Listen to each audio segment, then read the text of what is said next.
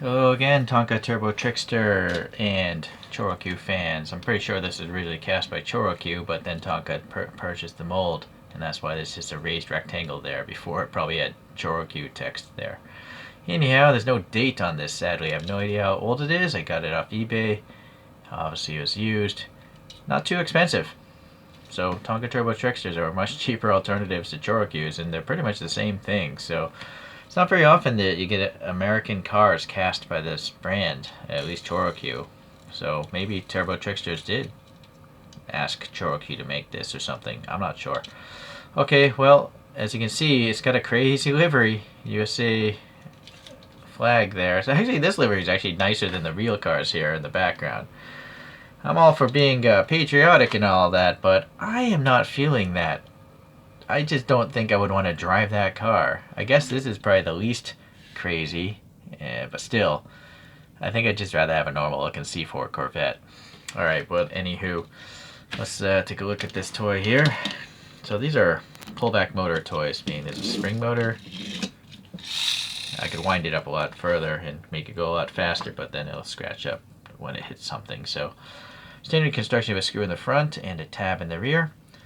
Then we have these rubbery tires for a grip, and they literally have Dunlop molded in them, which is cool. Some, I don't know, thinly spoked wheels. I'm not sure if I've seen these wheels before. They look similar to some Choro-Q wheels, but the angle of the spokes doesn't. So those could be unique to Turbo's Tricksters. Is there something here? There is a recess here for like the reflector. And then these stripes are paint, same with the blue, nice metallic blue with some 3 stars painted on.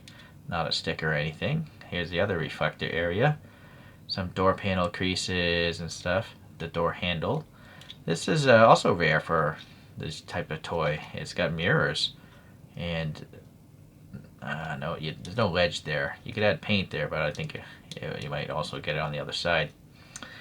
We have a big air dam in the front. It's actually hollow up in here. And then those running lights, or maybe they're turn signals, I forget. Anyways, the headlights are down. The Corvette logo looks reminiscent of the real thing. No license plate, but the area is there. The big power bulge in Chevrolet 99, or 99 Chevrolet.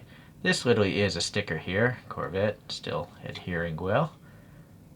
And then here, the Turbo Tricksters, number 22 in that lineup. Nice big recessed taillight area is this. You could add some red paint easily. If you mess up, you just wipe off the extra with like a eyelash Q-tip. Then we have a smoked canopy here. You can see the wind-up motor. I do feel like maybe these windows are a separate piece. Anyhow, we're going to open it up and take a look because I'm going to swap out to some wheels. More OEM specific wheels. Now, these tabs very often are too tight because they're not really designed to be taken apart. But if I'm lucky, I gotta push that in. I'll get that out. Oh boy. Oh, there we go. Alright. So yes, it is a separate window piece. It's got a 53 in there for some reason. Now, I'm going to replace these wheels, but I am going to keep the tires. So it actually helps to take the tires off while it's on the car. You get more leverage that way. These are actually still rubbery. I think they must be made of like some sort of silicone blend because silicone lasts a long time. That's why it's used for window seals and stuff. So some sort of special rubber that'll last decades. Although this one is getting sticky. Yeah, these are sticky, but they're all soft. Some other Choro-Qs I have that sold, the tires get hard.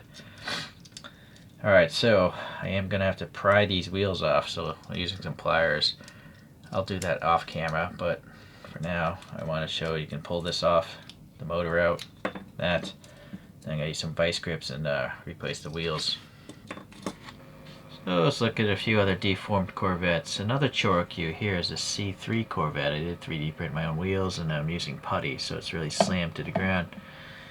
A very old type of Choro-Q. This is the Stingray, number 9. I guess it was made in 1985. It's a bit longer. It's not as short and tall. It's like low and long. But it does have a big blower hanging out of it. So other brands, we have Hot Wheels. They had this fatbacks, but I took out those wheels and 3D printed my own, so it doesn't have the giant wide tires that fatbacks are known for. The recently released cartoon series. This is a Stingray as well, and so you'll see it's a much bigger toy. Because I don't know, because it is. It's also die cast. It's easier to mold bigger things in die cast. Back to plastic, we have a C4, but this is by Suntory Boss. It was a freebie that came with some canned coffee in Japan, and I swapped in some Hot Wheels wheels on this thing, using putty, of course. I guess maybe we'll put that next to this. And then the last one is a Kirin Coffee free promo. It's really small, but it's free, and it's got a lot of paint apps on it. It's actually pretty good for something that's free. More paint than a lot of Choro-Qs have. So, okay, yeah, it's definitely the smallest of the bunch. So let's see, yeah, the Fatbacks is the biggest, then Cartooned, then the old Choro, and then yeah, that thing's really small. Okay, you can look up all these other things. They've been reviewed somewhere in the channel here. It's my little fake Lego driver here. Too big to fit in this car, probably. Alright, well, Tonka Turbo's Tricksters. Great alternative to Choro-Qs if you're into deformed vehicles. So hop on eBay. You can pick them up pretty cheap. Thanks for watching. We'll see you the next time around.